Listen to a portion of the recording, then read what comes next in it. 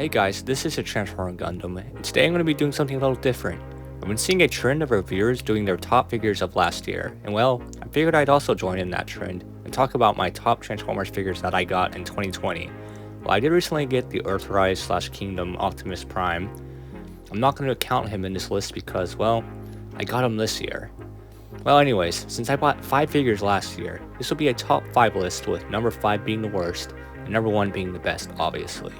Keep in mind, while I think these are all great figures in their own regard, I'll be judging them based on several categories: their looks, their articulation, transformation, and their playability.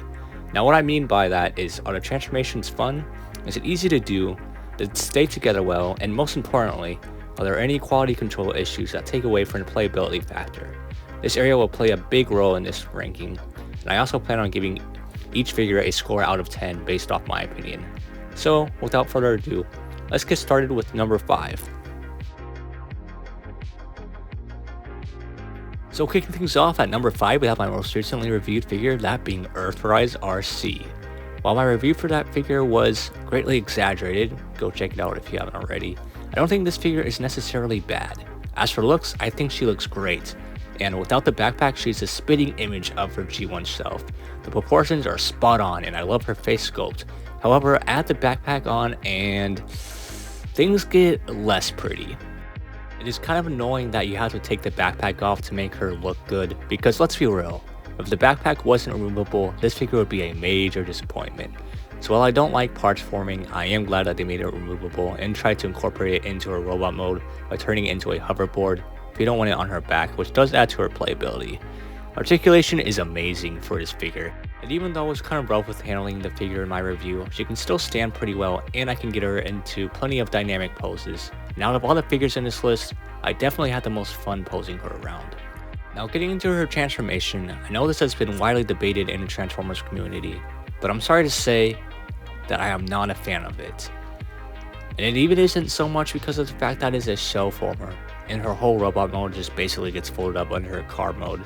It's just getting everything to line up, at least on my figure, is extremely difficult. It has a lot of moving parts in areas that are supposed to tab into each other, but I can't for the life of me get them to tab in well. I don't know, I just find the alt mode frustrating and is not very fun to transform. But that could also be just me complaining too much, but it is my opinion. To give this figure a rating out of 10, I would probably give her a 6 out of 10. Closer to a 5, mind you, but still a 6. If you don't care about the transformation and just like the character, then this is a great RC figure to add to your collection. For robot mode alone, she is definitely worth it. But this is not just an action figure, this is a transformer, and the whole point of these figures is to transform. And if you don't find transformation fun, then it is a bit disappointing. But anyways, let's just get into number 4.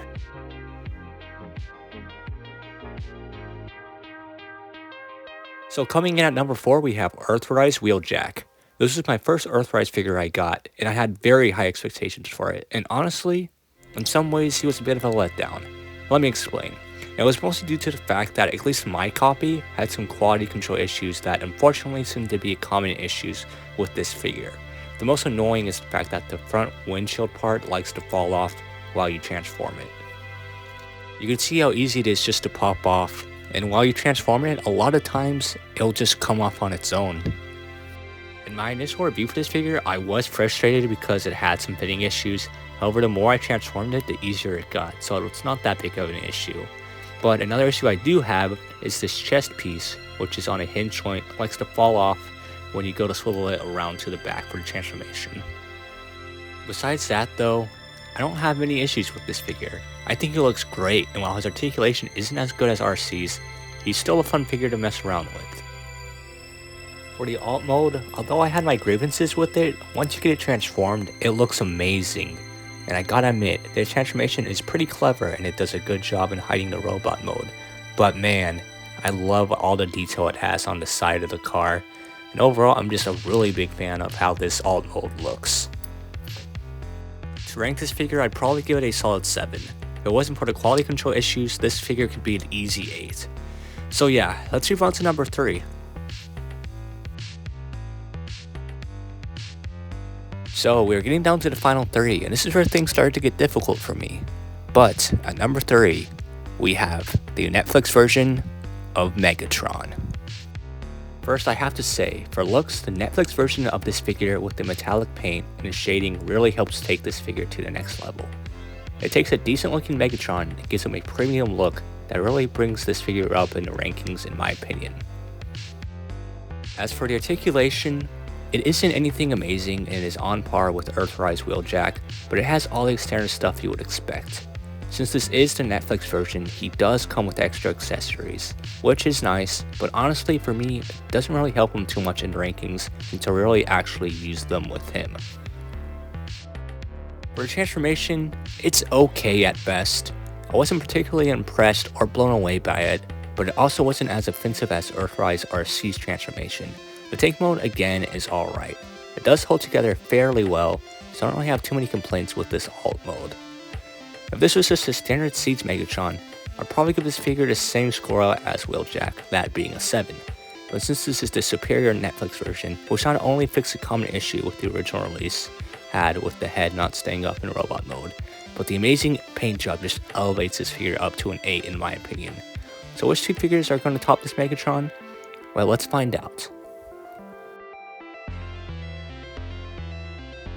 So at number 2, and I may be a bit biased here because I love Scream, but at number 2, as you can see, we have Earthrise Scream. Okay, but being real for a second, I do really love how this figure looks. I gotta admit, I do like his chunky proportions more than I thought I would. And personally, I know this is highly debated, but I like the look of this figure better than Siege Scream. It also has really good surface detail, and not only that, the colors really just helps make this figure pop. And I really do like that head sculpt, although I wish it had the classic Scream smirk. As for articulation, it is admittedly a bit disappointing. And it's due to the fact that the engineering of this figure was inspired by the classic Scream from way back in the day, which was a figure I always wanted but never was able to get. That figure held up really well, and I think it really works here. So again, the articulation is limited, but personally, and this may be my bias showing again, I don't really mind. The only thing I do wish was that he has a waist swivel. The transformation is pretty easy and satisfying. The only issue I have is it is a bit scary having to untab the chest part since the tabs are very thin and I can see them getting stretched out over time or snapping. But it should be fine as long as you are careful with the figure. Another more minor issue I have is sometimes when I go to swivel the wings around for the jet mode, they will come off the joint, but it's easy enough to push them back into place. They don't fall off every time, so it should be fine. Now for the jet mode, dang is it beautiful. I love everything about this jet mode, and it looks spot on to the original G1 jet. I guess the only complaint I do have is a giant hole at the bottom of the jet. So to rate this figure out of 10, this is definitely a solid 8 in my opinion, which I know is the same score as Megatron, but I do really enjoy this figure. And if it wasn't for the few quality control issues it had, this could have easily been my favorite figure of last year. However, there is still one more figure in this list. So which figure claims that number 1 spot? Let's find out. So finally we were at my number 1 pick for my favorite Transformer figure I got last year. And while Scream has my heart, I have to give it to this figure. So, at number 1, we have Siege Shockwave. This is the first Transformer figure I bought literally in years, and it's what really sparked my love for these figures, and really got me back into collecting them again. What can I say about this figure? Well, first of all, I think he is heavily slept on. I know a lot of people had issues with this figure when it first came out because he was a leader class, and a lot of people thought he was overpriced. And although I got him at a discount, I could definitely say he is worth every penny. Starting off with the looks, he is literally perfect, like seriously, there is nothing wrong with them. He doesn't even have any big gaps except for some tiny gaps on his legs. And it also has some nice heft to it. While all my other figures in this list had some type of quality control issue, whether it be tight joints, joints being loose, or things not fitting together quite right, this figure literally has no problems with it. The joints are really nice, and it even has some nice ratchety joints for the legs and knees, which is awesome to see. I was also pleasantly surprised by the articulation as well, and you can get it into plenty of action poses. As for the accessories, since he is a leader class, he does come with a few extra accessories which, although are not necessary for the character, I think they are a nice bonus. With the extra limbs and the feet extensions, it really does fill out this figure, and it just makes him look even more imposing than he already is. Another really cool thing you can do with the accessories is if you don't want Shockwave to have all the extra limbs, you can combine them to make this really cool looking hovercraft mode, which in my opinion just adds to the playability and the fun factor.